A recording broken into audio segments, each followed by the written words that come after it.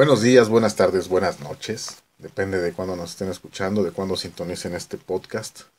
La guía podcast, ¿no? Para los interesados y los absortos en King Crimson. A partir de estos conciertos que se acaban de dar en este mes de julio de este año de 2017, 5 conciertos en México, pues la fiebre Crimson y sobre todo la novedad que significa el hecho de que sea tan popular ahora King Crimson por este número de conciertos que dieron, todos ellos exitosos, pues comenzamos este podcast donde queremos hacer una revisión pues a toda la carrera de King Crimson con esas opiniones de gente pues apasionada, interesada en ellos. Y aquí de momento les presento a Manuel. ¿Qué hubo? ¿Qué onda? ¿Qué hay? ¿Cómo estamos? ¿Cómo están? Pues muchos saludos y bueno, pues estamos la verdad bastante contentos de iniciar esta serie de podcast dedicados a esta banda que bueno, creo que tiene mucho que dar y mucho que discutir, ¿no? Mucha polémica acerca incluso de la forma y las personalidades que han desfilado en esa banda, ¿no? Muy bien. Y también tenemos a Vladimir que nos acompaña acá. ¿Qué tal? Saludos a todos los hermanos en Crimson que nos escuchan. Pues sí, como comentan mis compañeros, es una banda de la cual hay mucha tela de donde cortar, todo un universo en sí mismo, King Crimson, con todos los integrantes que han pasado por ahí y aquí estaremos listos para platicar sobre una de nuestras bandas favoritas y esperamos que haya interacción con las personas que nos hagan el favor de escucharnos. Bien, pues así entonces comenzamos, ya aquí teniendo a sus dos compañeros, los hermanos en Crimson, como bien dice Vladimir, está padre, y pues un servidor, Pablo Sinué. Pues, ¿cómo podríamos empezar cuando hablamos de King Crimson? A ver, ¿quién dice yo? A ver, Vladimir, que es nuestro especialista. Invitado. No, que especialista. Bueno, soy fan de King Crimson desde hace más o menos 20 años. Creo que con Sinue empezamos a oírlos más o menos al mismo tiempo. Y pues es una banda que no deja de sorprendernos en continua evolución siempre y con muchas alineaciones o encarnaciones, como a ellos les gusta llamarse. Híjole, qué complicado, porque aparte creo que la antesala inicial es una época que se ha platicado mucho. Creo que también tenemos que partir justamente de ciertas, ¿cómo decirlo? De ciertas confesiones, ¿no? O sea, la primera confesión es que no soy un contemporáneo de la época de los inicios de King Crimson, ¿no? Yo vengo conociendo a King Crimson en una época muy anterior, ¿no? Estoy escuchando a Crimson en los 90 también, pero al mismo tiempo escucho un disco de los 80, ¿no? El 3 de Par Perfecto, 3 en Perfecto Par. Y en ese sentido me voy a unir un poco a un biógrafo de rock que es especialista en la música de Bob Dylan, se llama Clinton Hay, que le recomiendo mucho la bibliografía que él maneja, sus investigaciones, sus crónicas, su labor periodística es muy interesante. Y él dice justamente eso, o sea, tal vez esto me permite también manejar otra óptica de lo que es los aportes, ¿no? O sea, hablar de la música de los 60 es una música donde el rock es la música que se escucha y que alrededor del rock están pasando y creándose cosas nuevas, interesantes, que se popularizan, ¿no? Que posiblemente se utilizaban en otros ámbitos musicales y que incluso pertenecían a cierta élite, ¿no? Pero que al mismo tiempo también el rock se empieza a convertir en una cuestión de élite, ¿no? Y dentro de esto hablamos de la música de King Crimson, ¿no? Donde también hay una gran influencia, no sé si directamente King Crimson, pero sí de la época, de la improvisación, ¿no? Y yo creo que es uno de los más importantes en ese sentido. Muy bien, porque sí, precisamente la palabra improvisación pues tiene mucho que ver en la historia de King Crimson, ¿no? Ya cuando hablamos de rock progresivo, que es donde se le adhiere en esta etapa, cuando hablamos de King Crimson en sí, siguiendo la idea de Robert Fripp acerca de que King Crimson es una forma de hacer las cosas, una manera de hacer las cosas, pues la improvisación es una de esas formas que ellos integran, ¿no? Y que vuelven su música bastante representativa de su época. Pues sí, ya que hablamos de los inicios de King Crimson, estaría bien remitirse un poco a los eventos que sucedieron antes de la formación de la banda. Yo creo que la génesis del grupo se encuentra, las semillas del grupo se encuentran en el disco que grabó Robert Fripp con los hermanos Hills, ¿no? Sí, sí, Michael y Peter. Y es un disco que yo la verdad no lo he escuchado un par de veces, pero si tú comparas lo que hay en ese disco con el primer disco de King Crimson, son cosas completamente diferentes, como si en medio hubieran vendido su alma al diablo, por decirlo así, para crear una música completamente diferente y fuera y adelantada a su tiempo. Pero en el disco de los hermanos Hills con Fripp no escucho algo que me haga decir estos tipos van a grabar después una obra maestra, como lo fue el primer disco de King Crimson. Hablando de lo que es el disco de Guys and Fripp, la Cheerful Insanity, ¿no? La alegre locura de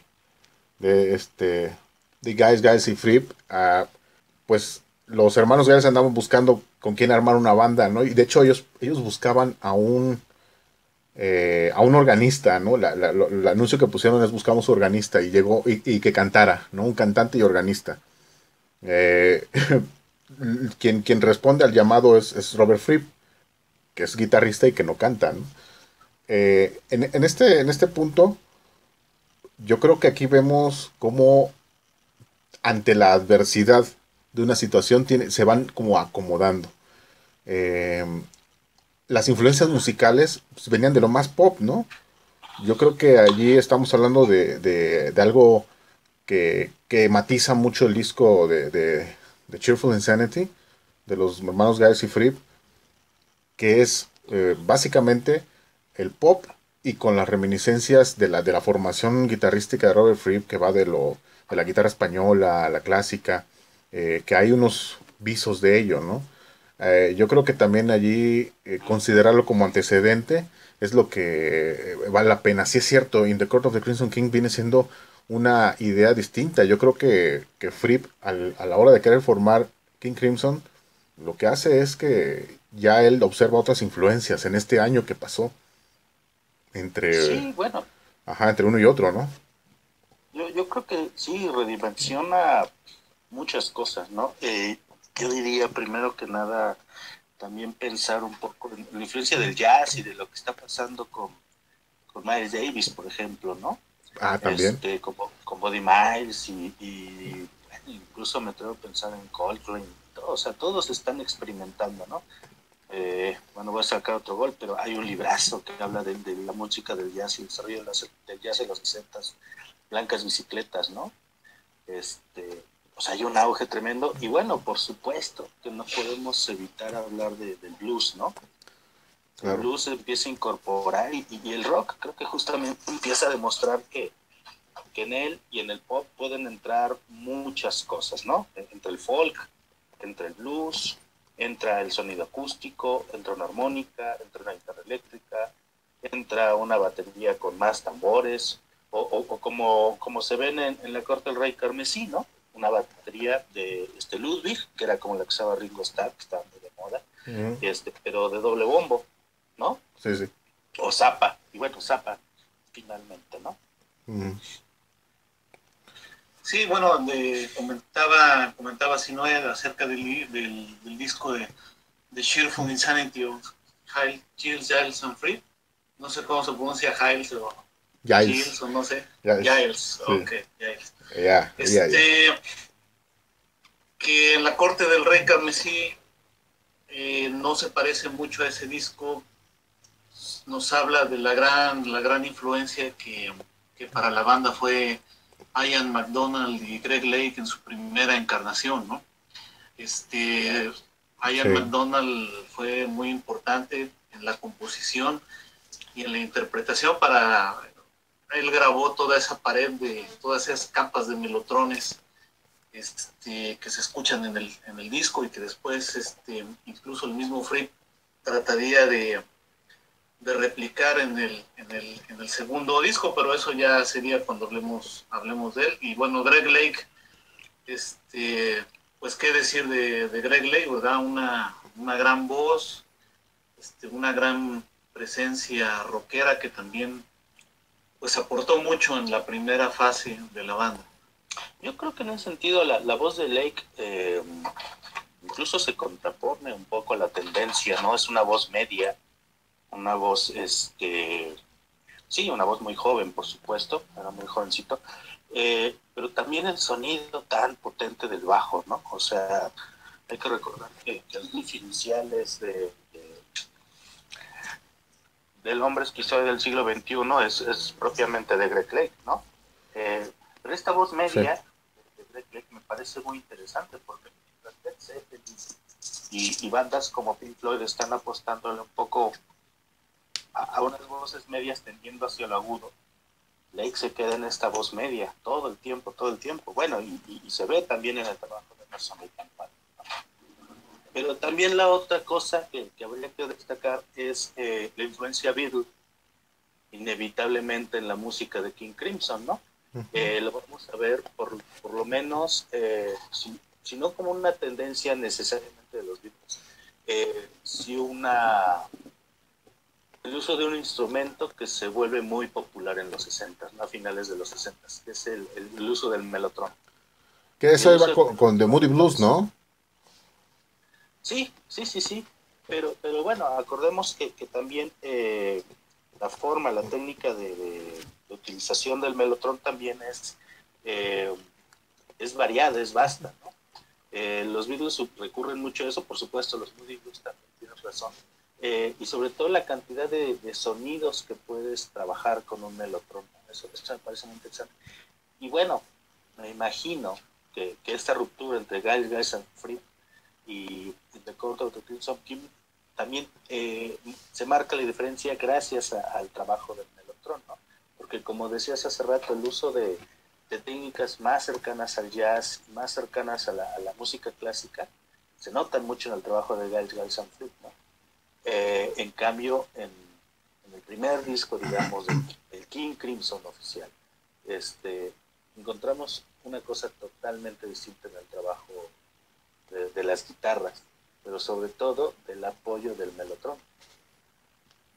Sí, que era un instrumento que era como que la onda, ¿no? Era novedad el instrumento. Y tal vez el segundo instrumento que también, digamos, la guitarra es el instrumento del rock, ¿no? Pero estos que se vuelven como de un soporte que le da mucho color al rock es el melotron. Y el otro que parece también bellísimo, con un sonido extrañísimo, es el Moog.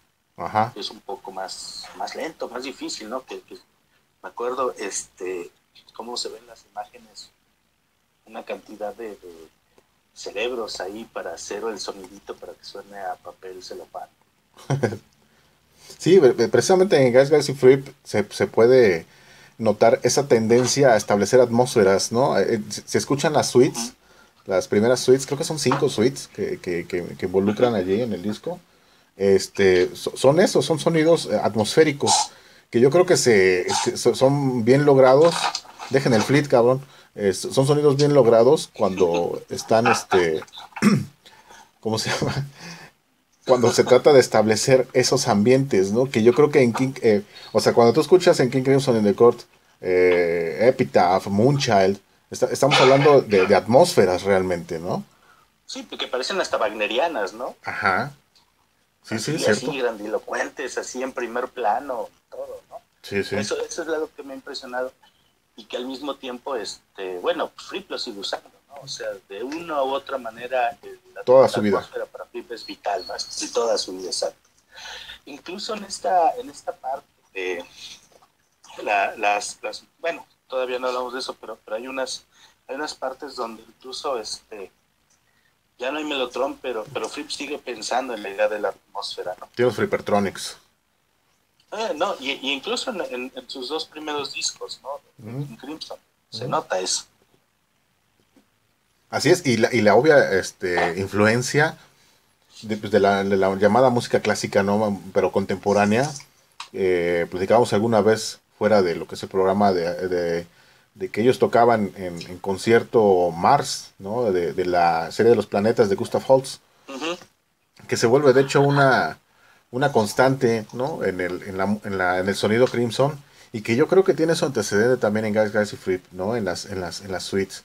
Estos, pues, ambientes que se forman medios tenebrosos, a la vez plácidos, ¿no? Elegantes incluso, como dices tú, wagnerianos, ¿no? Por la grandilocuencia con la que carga. Creo que está muy presente también allí desde el principio. Sin embargo, bueno, yo creo que quien le da ese sonido definitivo a King Crimson es, reitero, bueno, insisto, Ian McDonald. Y es una lástima que él pues solamente haya participado como miembro oficial del grupo en este primer disco y no haya continuado por lo que haya sido en la banda. Creo que él quería seguir haciendo trabajos en estudio, Ujú. mientras que Robert Fripp quería enfocarse a la música en vivo, ¿no? Sí, es cierto. Fíjate que McDonald's sí le da un chingo de color a la música. O sea, aporta en demasía con respecto al soleo, porque pues, es un sonido pues, propio del jazz, del bebop, del hard bop, ¿no? A la Coltrane, Sí. a la Eric Dolphy, a la Miles Davis. Entonces, este sonido es una gran influencia y yo creo que músicos que llegan posteriormente como Kate Tippett, Mel Collins, aportan ese sonido jazzístico, quizás no tan estridente como porque McDonald tenía esa estridencia, pues que sonaba Sí. hermosa, ¿no? Perdón, es una gran influencia. Tú nada más imagínate, por ejemplo, I Talk to the Wind sin las flautas, imagínate Claro, Epitaph claro. sin el melotrón, imagínate Schizoid Man sin el saxofón, o sea, desde ahí ves la gran contribución que este hombre, Ian McDonald, perdón, hizo al grupo. Y bueno, también comentar que él, antes de King Crimson, no tuvo un grupo formal, aparentemente, o sea, pues él era él era un militar, una especie como de militar, y hizo sus pininos dentro de bandas militares, lo cual es todavía más sorprendente en su caso, ¿no? Sí, sí, realmente sí. Bueno, había una visión muy concreta, ¿no? Que bueno, creo que eso podría ser una de las razones por las cuales eh, se salió. O sea, bueno, no sé, estoy imaginándome cosas que no conozco, pues, pero eh, por un lado, imaginar que al tener una idea tan clara de lo que es una banda, pues siempre lleva el riesgo de cuando te enfrentas a otras dos, tres personas más que en algún momento confluyen contigo y que después piensan ya en otra cosa, ¿no? Sí, Y yo por creo que otro había eso. lado, sí, dime. No, no, no, sí, sí, perfecto, sigue. O sea, bueno, te digo, solamente me estoy imaginando algo, ¿no? Pero también la otra cosa que quería decir sobre Ian McDonald, incluso cuando llego a escuchar, perdón por la letanía, pero a John Zorn, Ujú. fíjate, estas experiencias me hacen evocar algunas ideas de McDonald. Por supuesto que también es parte de la época en la que se están experimentando cosas, ¿no? Me acuerdo, conozco un saxofonista llamado Raúl Gutiérrez, que toca una banda francesa llamada Le Mermite Infernale, Ujú. o Infernal o algo así. O sea, estaba experimentando, o sea, estaba probando los sonidos sin la boquilla, el saxofón y cosas así, o sea, sí, de acuerdo. Y este sonido de la flauta también, perdón por ser repetitivo, pero I Talk to the Wind, esa flauta con el melotrón, con los sonidos de flauta del melotrón, me parece una cosa muy interesante de juegos, ¿no? Cuando podemos escuchar los canales, nos damos cuenta de todo el juego que se está haciendo con eso. Sí, sí, Claro, y bueno, aquí ya a lo mejor ya cierto. vamos a entrar un poco a diseccionar los tracks que vienen aquí en el primer trabajo de King Crimson. Yo lo considero, por ahí es muy famosa la cita el guitarrista de Who, Pete Townshend, que decía que era una obra maestra sin igual.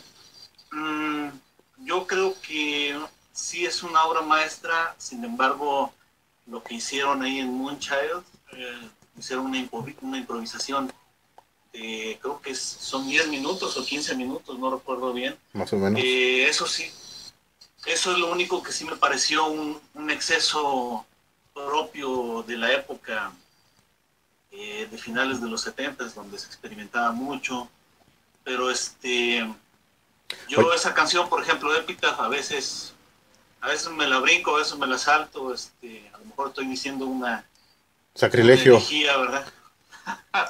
Pero a veces me la brinco porque ya tengo ganas de escuchar el último track, el de Call of the Crimson King, pero no sé si, como vean ustedes, en especial esa canción, yo considero que hay un exceso ahí, pero no sé. Oye, fíjate, yo nada más quiero hacer un paréntesis. Dices que Pete Townshend dijo del disco de Court of Crimson King que era una obra maestra. Sí, de hecho Robert Fripp le gusta mucho citar esa opinión de Pete Townshend. ¿Sabes qué? Yo leí una opinión al respecto del disco de Guys, Guys and Fripp. Escuché la opinión de Kate Moon. Bueno, leí, perdón, la opinión de Kate Moon acerca de que pues, era una basofia, ¿no? El disco. O sea, yo no sé por qué Kate Moon tenía que opinar al respecto. Kate Moon, baterista de The Who. Pero él decía que el disco de Guys, Guys and Fripp pues, era una chingadera, ¿no? Prácticamente. O sea, y ahí encontraste, y los dos tipos de la misma banda, es lo que me llamó la atención ahorita que mencionaste a Townsend. Bueno, sí, Townsend se refería en la corte del rey carmesí. Ajá, ajá. Sí, distintos discos, pero vamos, estamos hablando de un personal muy similar, ¿no?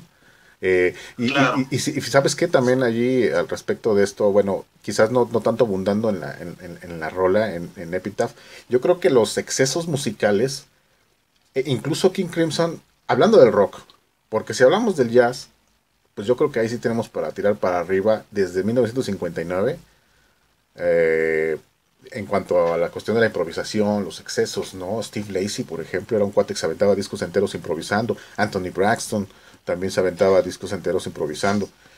Hablando de excesos, ¿no?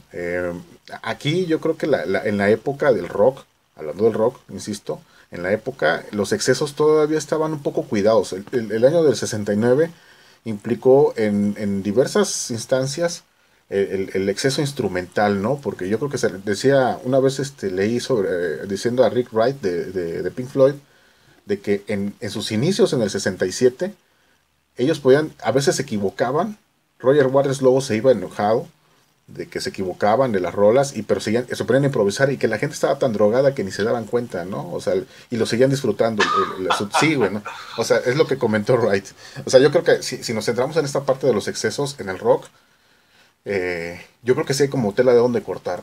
La influencia podría venir fácilmente, digamos, desde Pink Floyd, desde Zappa, incluso ya es que los Beatles tienen su A Day in the Life, ¿no? Donde tienen esta como especie de improvisación orquestal que se vuelve un caos. Sinfónica, sí. Sí, sí. Como de delirio, ¿no? Ajá, exacto, Sí. ¿no? Y que bueno. De hecho, ajá. sí, dime. No, yo nada más cerrando esta parte que estoy diciendo, pues que habla de esos excesos que, bueno, a nivel comercial se podían conocer, ¿no? Y que yo creo que compartían algunas bandas. Adelante. Me acordaba justamente de este cuate que cité hace rato, el Clinton Hiding. Sí. Él habla en un libro que hace, que se llama Vida y Milagros del Sargento Pimienta, habla mucho de Pink Floyd, de lo difícil que era para los productores de Pink Floyd lograr una pieza completa. O sea, el primer disco de Pink Floyd fue en ese sentido un tormento, ¿no? Porque los cuates empiezan a tocar, empiezan a improvisar y las rolas no tienen fin, ¿no? Pues se vuelven canciones eternas, ¿no? Y un poco, o sea, lograr que hicieran una sola pieza se vuelve ¿no? Y bueno, también me atrevo a pensar un poco en la dinámica que pasa que es muy equilibrada entre Keith Richards y Mick Jagger, ¿no? O sea, Mick Jagger quiere canciones así. Creo que Juan Villoro es quien lo menciona en algún momento. Mick Jagger quiere rolas muy concretas y Keith Richards quiere así horas y horas de improvisación y de cambios de tono, pero al mismo tiempo mantener un mood así muy peculiar, ¿no? Y eso, creo que el delirio es como una de las cosas que rodea toda esta atmósfera psicodélica de finales de los 60, ¿no? Y finalmente esa disparidad en los caracteres, en las personalidades de los distintos miembros de una banda es lo que conlleva a que la suma de las partes sea mejor que las individualidades, ¿no? Vamos a mencionar, por ejemplo, que cuando Ian McDonald se salió del grupo, grabó un disco con los hermanos Giles y pues fue un disco que pasó sin pena ni gloria. De hecho hay una canción, no sé si la han escuchado, el disco se llama McDonald and Giles. Uh-huh. Hay una canción que es una copia de I Talk to the Wind. Perdón, de otra canción, de una canción que se llama Cadence and Cascade, que viene en el segundo disco de King Crimson. Ajá, sí. Y ese es la misma canción prácticamente, o sea, tenemos separado ahí a Ian McDonald, la persona que fue el artífice del primer disco, pero que sin el resto de la banda o solo con algunos miembros de la banda, pues simplemente no es lo mismo. O sea, finalmente son todas las personalidades las que llevaron a crear esa gran obra. Sí, desde el inicio, ¿no? Fíjate que cuando Guys and Fripp se deshace, entrecomillado, pues si no me recuerdo mal, es Peter Giles, el bajista, el que es reemplazado por Greg Lake, ¿no? Esto a solicitud de Robert Fripp. Giles lo dice pues con ese humor inglés característico, ¿no? Dice las lindas políticas de Robert Fripp, ¿no? Su salida vino a partir de una sustitución, ¿no? Y esto habla también del carácter, pues, no me gusta decir la palabra controlador porque creo que es exagerada, pero sí como de que Robert Fripp comenzaba a tener un plan, ¿no? Y a lo mejor McDonald no figuraba del todo en ese plan, porque McDonald aparece todavía en algunos tracks de In the Wake of Poseidon, el segundo disco, y son tracks potentes, ¿no? A lo máximo. Es en Cat's Food y en Pictures of a City, si no me equivoco. Entonces, bueno. Bueno, yo tengo entendido que Ian McDonald ya no participa. No participa en el segundo disco, pero podríamos checarlo. Puedo revisar, ¿no? Aquí tengo entendido que él ya no tuvo ninguna participación. A ver, San Google le dicen, ¿no?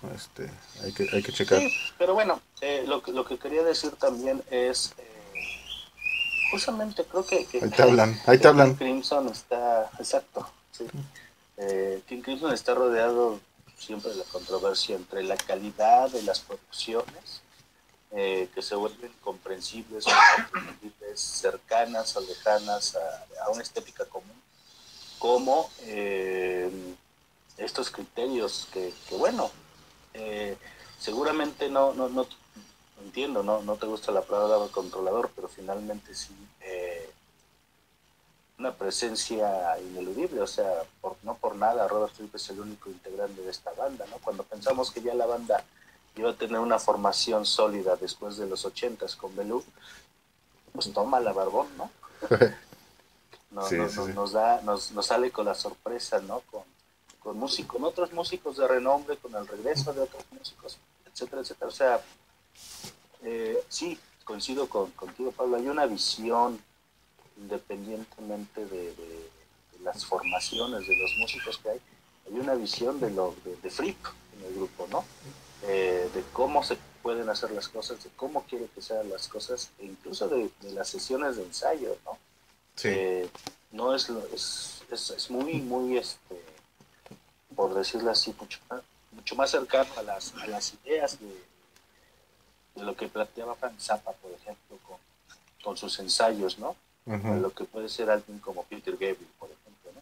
Y que, por cierto, Fripp y Gabriel también estuvieron ahí tocando juntos. Han colaborado, sí. El primer disco, creo, de Peter Gabriel. Que bueno, eso ya lo hablaremos después también. Sí, ya tengo el dato.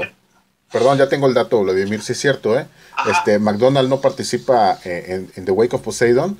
Lo que pasa es que Cat Food era una de las canciones que estaban comenzando a practicar en la primera formación todavía y que muy bien. se llevaron en concierto.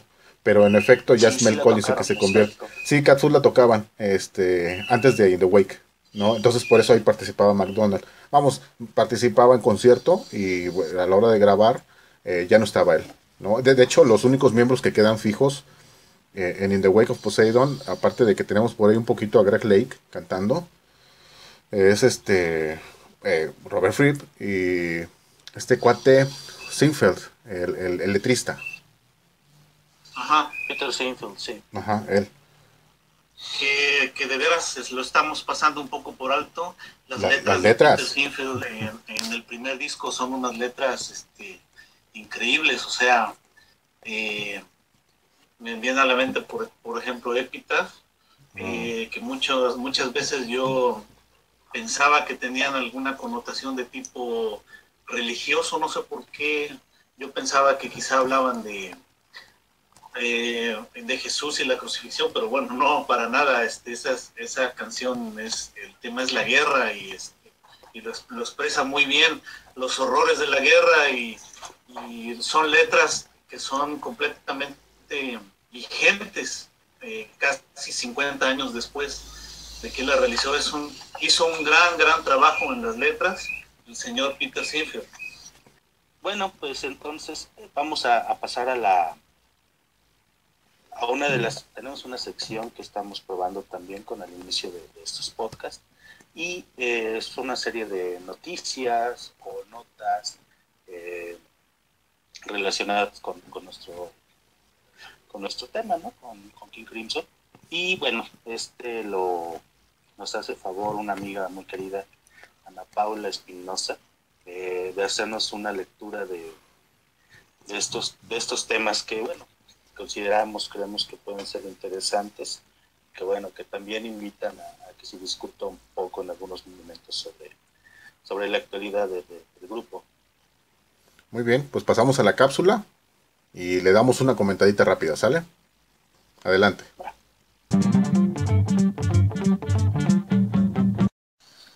Después de una exitosa gira de verano que culminó con 5 conciertos en México el pasado mes de julio, King Crimson se ha tomado un descanso antes de comenzar su gira de otoño entre octubre y noviembre en ciudades de Estados Unidos. En este intermedio surgió la noticia por parte del productor, ingeniero de sonido y agente David Singleton, mejor conocido por los fans como The Vicar, de que la banda planea continuar de gira entre 2018 y 2019. También aborda los problemas de reventa que acosan prácticamente cualquier sala de conciertos en el mundo y habla sobre las posibles opciones que Discipline Global Mobile considerará para que esto pueda ser evitado. Singleton ha prometido continuar actualizando conforme la información siga dándose. Todo esto son buenas noticias, pues, ¿acaso no nos gustaría que King Crimson diera otra serie de conciertos en México? Sería en un plazo no mayor a 2 años, justo como hicieron entre 2001 y 2003.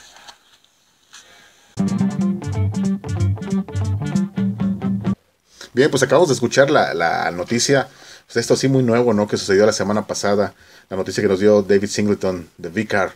¿Qué tienen que decirnos al respecto? Bueno, para mí es esperanzador porque a ver si ahora sí puedo ir a verlos. Digo, si vienen.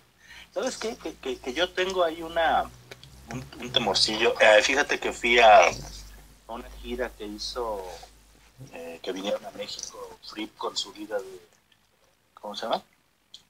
De guitarristas. Su orquesta de guitarristas. ¿Los Guitarcraft? Y fueron a un lugar que me parece muy interesante, bajo circuito ahí en Ciudad de México, en Juan Escutia. Y conocí a una persona que conocía a uno de los músicos que toma estas clínicas con Fripp allá en la ciudad de Cuernavaca y me comentaba que era la última vez que Fripp daba su clínica aquí en la Ciudad de México. Uh-huh. Por eso digo, o sea, me temo, ¿no? Que en algún momento Fripp pudiera dejar de hacer giras de manera tan regular y sobre todo a México, aunque me parece que es esperanzador también que haya dado una gira donde la única ciudad que tuvo más de dos conciertos, que fueron finalmente 5, fue en México, ¿no? En Nueva York nada más tiene 2. De hecho, perdón, haciendo mención de lo que dices, Manuel, de hecho Robert Fripp ya había dado señales de que esta iba a ser su última gira en los videos de su página oficial en YouTube. Él da como estas pistas de que si ustedes tienen ganas de ver a King Crimson, vayan a verlo en esta gira, porque después quién sabe. Pero siempre hace eso, ¿no? También había dicho que Crimson también ya no iba a volver a tocar nunca jamás, ¿no? Una entrevista justo con el escandalito que hubo con un rapero, ¿no? Sobre sampler que había hecho de Schizo Man, del siglo XXI. Ajá, exacto. Kenny West, me parece. Kenny West. Y bueno, él había hecho dando estas señales de que iba a ser la última gira, y Tony Levin comenta en un post de su Facebook que Robert Fripp, al terminar esta serie de conciertos en México, tuvo como que un cambio de espíritu, un cambio de corazón respecto al futuro del grupo, lo que significa que Robert Fripp quizás tenía pensado terminar la gira en un punto dado, y ahorita pues tenemos la noticia, como nos lo dijeron en la cápsula, de que los conciertos se van a alargar incluso hasta el 2019, lo cual es motivo de una gran celebración, porque precisamente estarían celebrando en ese año los 50 años de King Crimson. Yo creo que va por ahí, ¿no? Esta idea de los 50 años. Imagínense una serie de conciertos en México en el 2019, en el marco de la celebración del 50 aniversario de King Crimson. Sería algo grandioso, y esperemos que Manuel esta vez tenga la oportunidad de... Sí, voy a empezar a juntar mis quintos. Ya ve, ¿verdad? Cebando el marrano, güey, porque está cabrón, ¿eh? No, ya no me voy a poner mis moños para ahí. Sí. Sí, vale la pena vender hasta el marrano y lo que sea. Pues sí, o los pues ya tengo un amigo ahí que se parece a uno. Ahí lo vendes, güey, en Mercado Negro. Mercado Negro, exacto. Oye, bueno, entonces, qué chistoso que empecemos a hablar de este disco también, del hombre esquizoide a partir del rap, ¿no? Pues sí, ¿no? La forma en la que llegan a nuestra época, digamos. Sí, ¿no? O sea, esa reminiscencia, nadie, no digo nadie, perdón, es una cosa que... esta canción, cuando yo la escuché, El hombre esquizoide del siglo XXI, la escuché ahí por el año del 94, era joven y bello, y resulta que yo pensé que una canción totalmente actual, ¿no? O sea, yo me acuerdo en ese entonces escuchaba bandas así de rock que me parecían muy, muy imponentes, como Metallica, ¿no? Incluso cosas de Queen que me parecían muy bonitas, pero muy interesantes, complejas. Cuando llego a esa canción, me quedo totalmente abrumado, o sea, impresionado, impactado por todo el vértigo que origina una canción que va tan con tanta intensidad, pues. Muy bien, pues yo creo que con eso cerramos, porque así es como vamos a comenzar el siguiente programa, ya entrando a las etapas de King Crimson en forma, ¿no? In the Court of the Crimson King, In the Wake of Poseidon, los 2 primeros discos, que pues significan tanto para la gente que nos gusta Crimson, y que sobre todo significan tanto para la música popular, ¿no? Para el rock en general. Entonces, bueno, pues... Creo que justamente eso, hablar del aporte de Crimson es algo que podemos ir comentando durante mucho tiempo, porque sí, es una banda muy relegada, digamos, que ha tomado un auge en México, sí, y en otras partes de Europa. En Inglaterra ha permanecido, pero bueno, creo que hay muchas cosas que rescatar ahí de las estructuras un poco olvidadas que se realizan en el rock. Bueno, pues por el momento este primer programa introductorio de King Crimson, de la guía podcast para los interesados y los absortos, da fin, y pues nos vemos en el siguiente programa, o nos escuchamos más bien en el siguiente programa, donde ya comenzamos en forma. Gracias por escuchar. Cualquier comentario, ahí está, la guía podcast en YouTube, la guía podcast en Facebook, que es nuestra página, nuestra fanpage oficial, Está bonito, ¿no? Con información, todos los días está siendo actualizada. Aprovechen ahorita que tenemos ganas y nos escuchamos la siguiente. Gracias.